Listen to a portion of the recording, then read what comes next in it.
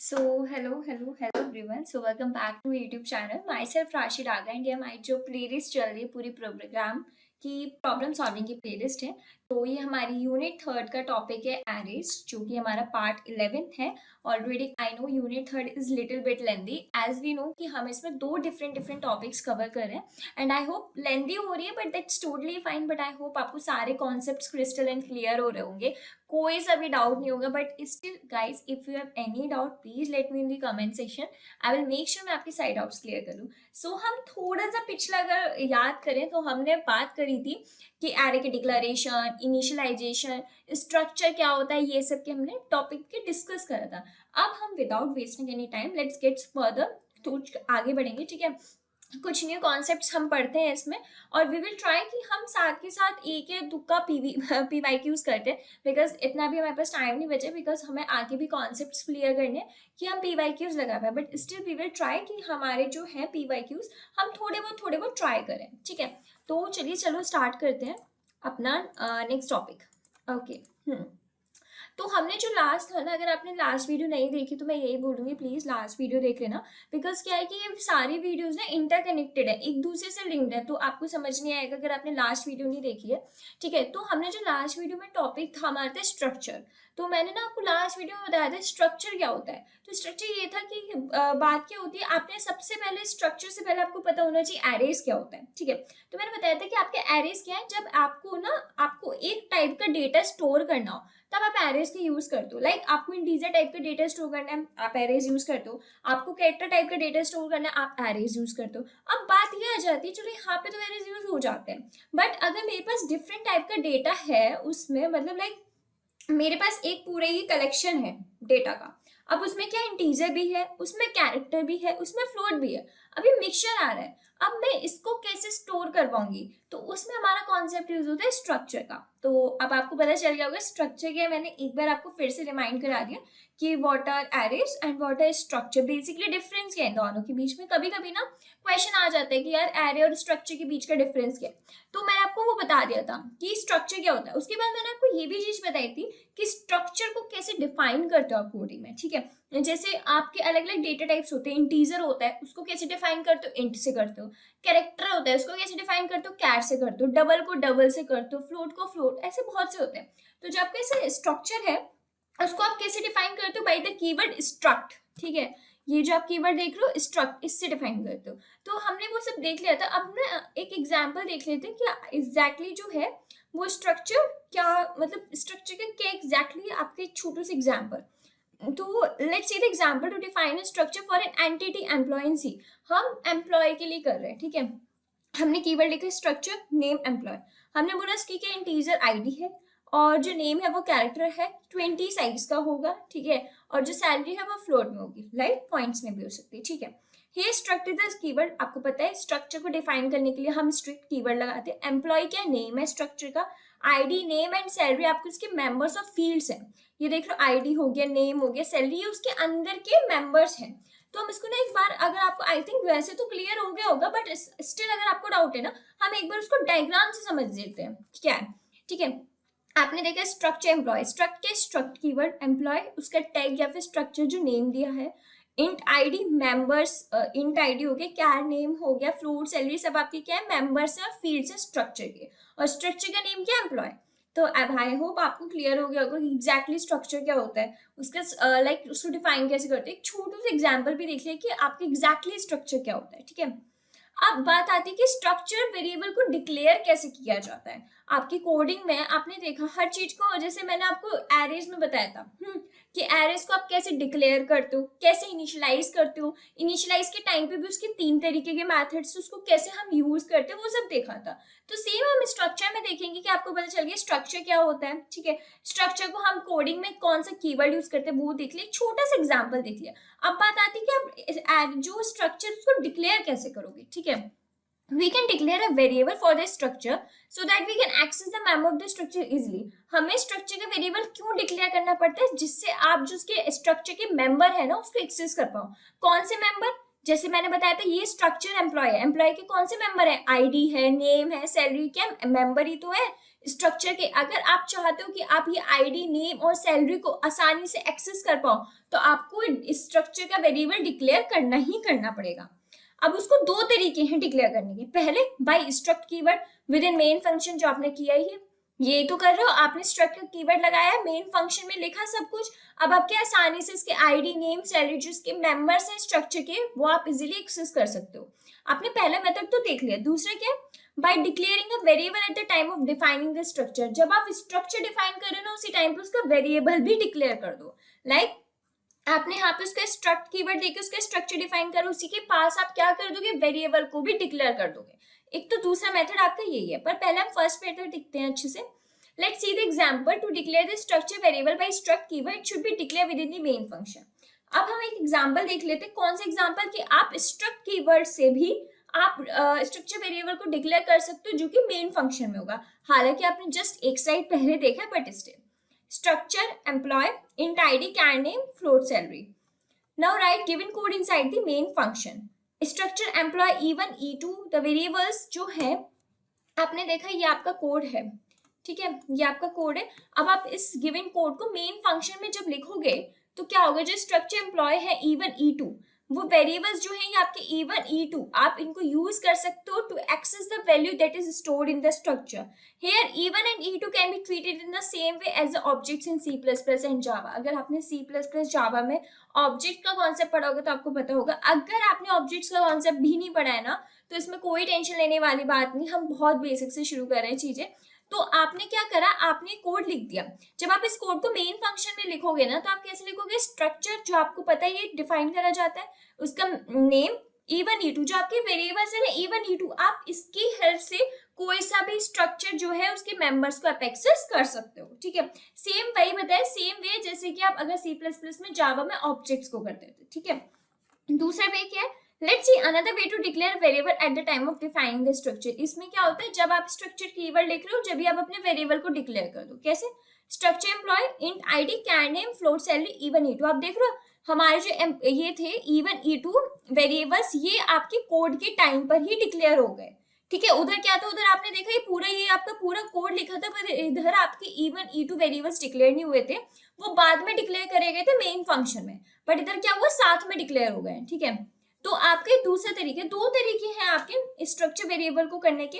पहला क्या, कि पहला तो यही, आप उसका पूरा कोड लिख दो, उसके मेन फंक्शन के अंदर उसके वेरिएबल्स को करना है आप डिफाइन, ठीक है। अगर आप ऐसे नहीं कर पा रहे हो, पूरे कोड के साथ ही में आप वो कर दो। दो तरीके, आई होप आपको क्लियर हो गए होंगे दोनों के वे। अब है एक्सेस करना मेंबर्स ऑफ द स्ट्रक्चर। आपने अभी तक डिक्लेयर देख लिया स्ट्रक्चर का, अब हम देखेंगे उनके मेंबर्स को आप एक्सेस कैसे कर सकते हो। कैसे, मैंने बताया ना कि ये तो आपने डिक्लेयर करना सीख लिया। मैंने बोला था अगर आपको आईडी चाहिए, नेम चाहिए, सैलरी चाहिए, ये तीनों चीजें अगर आपको एक्सेस करनी है तो कैसे करोगे, ठीक है। अभी तक आपने देख लिया, दो वे है एक्सेस करने के, स्ट्रक्ट कीवर्ड लगा लो या फिर आप उसके में साथ में डिफाइन कर दो, बट एग्जैक्टली कैसे होगा, ठीक है। तो there are two ways to access the structure member. First by member और डॉट ऑपरेटर, ये जो आप देख रहे हो डॉट ऑपरेटर से कर सकते हो या इनको मेंबर ऑपरेटर बोल सकते हैं। दूसरा स्ट्रक्चर पॉइंटर ऑपरेटर, इन दो की ऑपरेटर की हेल्प से आप क्या कर सकते हो, आप स्ट्रक्चर के मेंबर्स को एक्सेस कर सकते हो। अब आप सोचेंगे दीदी कैसे स्ट्रक्चर के मेंबर को एक्सेस करें, कोई कोड वगैरह कुछ होता तो और क्लियर हो जाता, बट नहीं, हम आपके सिलेबस में इतना ज़्यादा डीप नहीं दिया गया, तो हम सिलेबस से हटके नहीं पढ़ेंगे, सिर्फ अभी हम सिलेबस से पॉइंट टू पॉइंट करेंगे डिस्कस, ठीक है। अगर स्टिल ना आपको अगर इन चीज़ों के बारे में पढ़ने का है तो you can guys prefer MD and reference, आप एनडीए एंड रेफरेंस को प्रेफर कर सकते हो, बट अभी हम इसके ऊपर भी बात नहीं करेंगे। बस आपको इतना पता होना चाहिए कि व्हाट इज स्ट्रक्चर्स, आप स्ट्रक्चर के कीवर्ड का क्या मतलब होता है, आप उनको कैसे डिक्लेयर कर सकते हो, आप उनको कैसे एक्सेस कर सकते हो। दो वे है, मेंबर या डॉट ऑपरेटर, या दूसरे स्ट्रक्चर पॉइंटर ऑपरेटर। तो यहीं पे हमारे स्ट्रक्चर का कॉन्सेप्ट खत्म होता है कि क्या होता है, क्योंकि मोस्टली ना क्वेश्चन आ जाता है स्ट्रक्चर यूनियन का आता है। तो हमने स्ट्रक्चर तो खत्म कर लिया, अब हम पढ़ेंगे यूनियन की। स्ट्रक्चर पढ़ लिया, अब हमें ये भी तो पता होना चाहिए कि यूनियन एग्जैक्टली क्या होता है। तो एक मिनट, अभी हम पढ़ते हैं, ओके।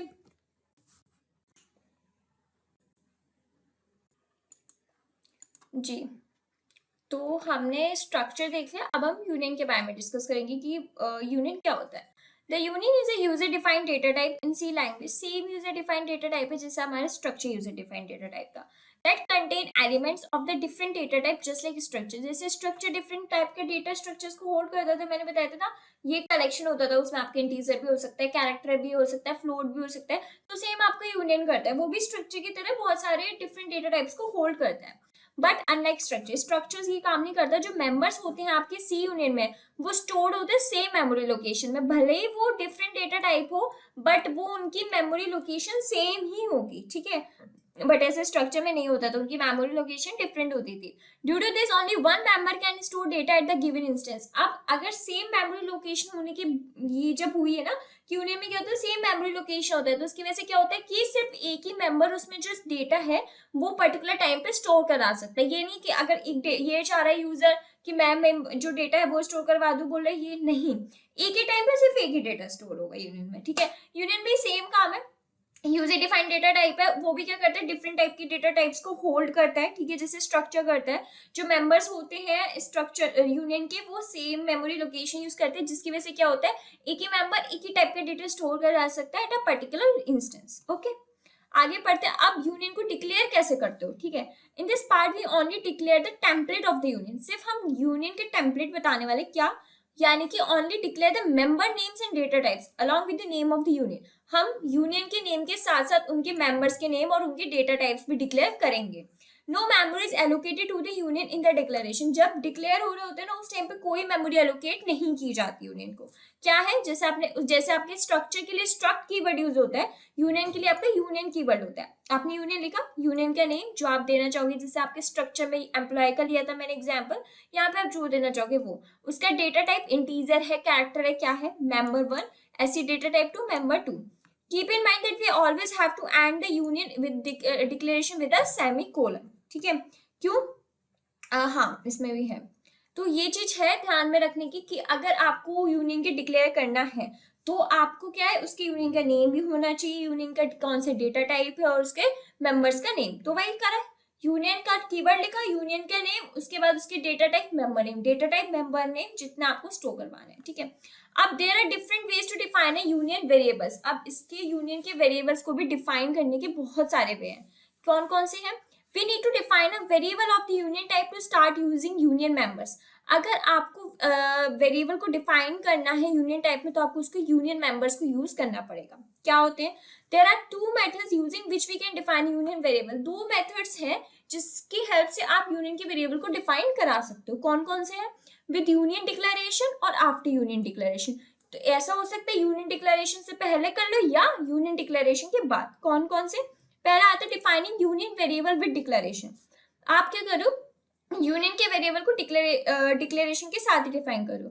आपने यूनियन कीवर्ड लिखा, union name, data type, member name, data type, member name और var1 var2। सेम आपको याद आ रहा होगा जैसे हमने स्ट्रक्चर में पढ़ा था कि स्ट्रक्चर में क्या था, दो मेथड थे डिफाइन करने के। क्या, पहले तो आप उसके स्ट्रक्चर कीवर्ड से कर सकते हो जो कि मेन फंक्शन में लिखोगे, वरना आप उसके साथ उसके जब आप स्ट्रक्चर कीवर्ड डिफाइन करो, जब भी आप अपने वेरिएबल्स डिफाइन कर दो। तो सेम ये तो हो रहा है, उसने जैसे ही अपना पूरा कोड लिखा, उसने नीचे अपने वेरिएबल्स डिफाइन कर दिए। Defining union variable with declaration, declaration के साथ। अब दूसरा है कि डिफाइन करो यूनियन वेरिएबल आफ्टर डिक्लेरेशन। कैसे? यूनियन का नेम और उसके बाद उन्होंने बाकी के सारे डिक्लेयर कर दिए। तो आई होप आपको ये भी समझ में आ गया होगा कि यूनियन क्या होता है, यूनियन को कैसे डिक्लेयर किया जाता है, कौन कौन से वेज हैं यूनियन वेरिएबल को डिफाइन करने के। अब बात आती है कि आप यूनियन के मेंबर्स को एक्सेस कैसे करोगे। जैसे मैंने बताया, आप स्ट्रक्चर के मेंबर्स को कैसे एक्सेस कर सकते हो, बाय यूजिंग अ मेंबर या डॉट ऑपरेटर या पॉइंटर ऑपरेटर। तो सेम आप यूनियन के मेंबर्स को कैसे एक्सेस कर सकते हो, ये भी पता होना चाहिए। We can access the members of a using by using the dot operator just like structures like var1 member1, where var1 is a union variable and member1 is a member of the union। ये तो आपको पता है, ये union के variable है और ये मेंबर है यूनियन का। The above method of accessing the members of the union also works for the nested unions। nested unions मतलब ऐसा नहीं है कि सिर्फ आपको एक ही चाहिए, नहीं, अगर आपको मल्टीपल चीजें कभी चाहिए तो आप निकाल सकते हो। जैसे var1 आपका यूनियन वेरिएबल हो गया, आपने दो उसके मेंबर बता दिए, ठीक है, जो मेंबर ऑफ यूनियन 1 और मेंबर ऑफ मेंबर 1, यानी कि मतलब ये बड़ा डिब्बा हो गया, ठीक है। इसमें क्या है, आपने बोला वेर से डिफाइन करा, आपने फिर बोले ये हमारा मेंबर 1 है, फिर आपने मेंबर 1 के अंदर भी मेंबर ए बताया, यानी कि आपका वेर वन तो ऑलराउंडर यूनियन वेरिएबल है, मेंबर वन उसका आपका मेंबर है यूनियन का, मेंबर ए मेंबर वन का ही यूनियन है। तो आई होप अब आपको समझ में आ रहा होगा कि आप यूनियन मेंबर्स को भी एक्सेस कर सकते हो बाय यूजिंग अ डॉट या फिर आपका डॉट या फिर मेंबर ऑपरेटर जो है उससे आप एक्सेस कर सकते हो। आपको मैंने सिंगल वाले भी बता दिया, मैंने आपको नेस्टेड वाला भी बता दिया। अब इनिशियलाइजेशन कैसे होती है, यहाँ पे आपने देख लिया डिक्लेरेशन यूनियन का, अब बात आती है इनिशियलाइजेशन की। The initialization of a union is the initialization of its member by simply assigning the value to it. देखा आपने var member some value आपने define कर दी। One important thing to note here is that only one member can contain some value at a given instance of time. वही एक ही time पर एक ही कर सकते हैं यूनियन के एज इट इज डेफिनेशन। ठीक है, तो आपने कर दिया। अब कुछ प्रोग्राम है, देख लो आप प्रोग्राम, हम यहाँ कोड नहीं करेंगे क्योंकि ये चीज कोड से समझ नहीं आने वाली, बिकॉज इट्स सिंपल, ज्यादातर ये थ्योरेटिकल आएगा, तो मैं वही बता रही हूँ। यूनियन लिखा आपने, उसका यूनियन का नेम, डेटा टाइप बताया member name, data type member name, data type member name, that's okay, finish. ठीक है, उसके बाद आपने क्या करा, मेन फंक्शन के अंदर लिखा यूनियन ऑन var वन, आपने डिफाइन कर दी यूनियन का वेरिएबल। फिर आपने क्या करा, क्यों कैसे डिफाइन करते हैं, हाँ मैंने बताया था, declaration data type member name, तो बस आपने वही किया है। ठीक है, उसके बाद आपने इनिशियलाइज कर दिया कुछ वैल्यू से, var वन मेंबर वन 15, आपने वो वैल्यू प्रिंट करा ली, दैट्स ओके। तो आई होप आपको ना ये कोड समझ में आ गया होगा कि यूनियन क्या होता है, स्ट्रक्चर क्या होता है, कैसे आप उनको एक्सेस कर सकते हो, कैसे आप उनसे उनका कोड लिखवा सकते हो, कैसे उनको इनिशियलाइज कर सकते हो। ठीक है, कौन कौन से उनके कीवर्ड्स होते हैं। आई होप आपको ये चीजें अच्छे से क्लियर हो गई होंगी, कुछ भी डाउट नहीं होगा। ठीक है, अगर स्टिल डाउट है तो आप बताना। अब हम एक पीवाईक्यू करते हैं जो आपके 19 या 20 में आया है, ये क्वेश्चन आपका पीवाईक्यू, देख लो, बहुत आसान है। ठीक है, क्या है, What is array? In this situation, array is advantageous over linked list. अब linked list क्या है? Linked list भी एक टाइप का डेटा स्ट्रक्चर एल्गोरिथम का पार्ट है, जैसे बताया था ना, array बहुत बेसिक है, linked list उसके थोड़ा ऊपर आता है। तो आपको array तो पता ही है, array क्या होता है। The array is a type of data structure which is used to contiguously store different values in the memory. Array have a limited number of elements restricted by their size, which can be set while defining an array. ठीक है, array क्या, एक type का data structure है जो क्या करता है, आपके डिफरेंट वैल्यूज को स्टोर करता है सेम टाइप की। लाइक अगर इंटीजर है तो इंटीजर वाली करेगा, कैरेक्टर है तो कैरेक्टर वाली करेगा, फ्लोट है तो फ्लोट वाली करेगा। और एरे के पास लिमिटेड नंबर का रेस्ट्रिक्शन होता है, मतलब आपने उसको इतने साइज अलॉट कर देना पर तो वो उतने ही करेगा, चेंज नहीं होगा। ठीक है, अब क्या एडवांटेजेस है, जैसे मैंने बोला एरे स्टोर करते हैं कॉन्टिन्यूअस लोकेशन, मतलब एक के बाद एक के बाद एक, ऐसा नहीं कोई अगर स्पेस खाली होगा तो वो आपका स्पेस नहीं छोड़ेगा, एक के बाद एक करता जाएगा। बट लिंक लिस्ट ऐसा नहीं करता, बोलता अगर ये खाली छोटा है छूटने दो, तू नेक्स्ट वाले में। ठीक है, साइज का फिक्स है, मैंने बताया ना, जो आपने पहले अलॉट कर दिया उसके बाद ये टस से मस नहीं होगा, आगे पीछे नहीं करेगा। और लिंक लिस्ट डायनामिक है, मतलब वो उसके अकॉर्डिंग शेप टाइप ले लेगा। Third, memory is allocated at a compile time, जैसे ही कंपाइल टाइम पे मेमोरी एलोकेट हो जाएगी, पर मेमोरी इधर कब एलोकेटेड होती है, रन टाइम पे। Uses less memory than link list, use more memory because it stores both data and address of next node. क्यों, एरे सिर्फ आपका स्टोर क्या करता है, उसका वो कितनी मेमोरी होल्ड करा, बट लिंक लिस्ट क्या करता है, उसकी मेमोरी के साथ साथ उसका डेटा भी स्टोर करता है और एड्रेस भी कि नेक्स्ट नोड किधर जाएगी। ठीक है, elements can be access easily, आप इधर एलिमेंट्स को आसानी से एक्सेस कर सकते हो। Element access requires a traversal of whole link list. 6, insertion and deletion operation take place, insertion deletion operation is faster. ठीक है, तो ये मेरा कुछ था कि एरे क्या होता है, क्या उसके कुछ एडवांटेजेस हैं लिंक लिस्ट के, तो वो डिफाइन करा है। आई होप आपको ये चीज क्लियर हो गई होगी। So this is all for today. I hope you loved this lecture. You got to know about a very real important thing, that is structure क्या है, यूनियन क्या है, कैसे उसको एक्सेस करो, कैसे डिक्लेयर करो, कैसे इनिशियलाइज करो, क्या होता है एरे, क्या उसके एडवांटेजेस हैं लिंक लिस्ट के ऊपर। एक हमने यूनियन का कोड भी देखा, एंड आई थिंक पेपर में नहीं वाला क्वेश्चन मैंने मोस्टली देखा है, मैंने आपके साथ डिस्कस नहीं करा क्योंकि ऑलरेडी जब हम यूनिट 2 पढ़ रहे थे ना, हमने वहाँ डिटेल में डिस्कस करी थी चीजें यूनियन और स्ट्रक्चर का बेसिकली। ठीक है, तो मैंने वहाँ पे आपके पीवाईक्यूज में लगवाया था, ये क्वेश्चन मोस्टली आता है, एटलीस्ट ये वाला क्वेश्चन पढ़ के जाना कि what's the difference between structure and union. समझ लो ना, स्ट्रक्चर यूनियन के बीच में क्या डिफरेंस है, क्यों स्ट्रक्चर को यूनियन से अच्छा माना गया है, या यूनियन को क्यों स्ट्रक्चर से अच्छा माना गया है। ये क्वेश्चन बहुत आया, specially differentiate between structure and union. तो प्लीज मेक श्योर आप आज के लेक्चर के बाद अच्छे से कर लोगे अपने डिफरेंशिएट। अगर स्टिल ना हो पाए तो आप मुझे बताना, मैं आपकी हेल्प करूंगी। And I hope you love that lecture today, but still guys कोई भी डाउट हो तो let me know in the comment section. Till then keep running.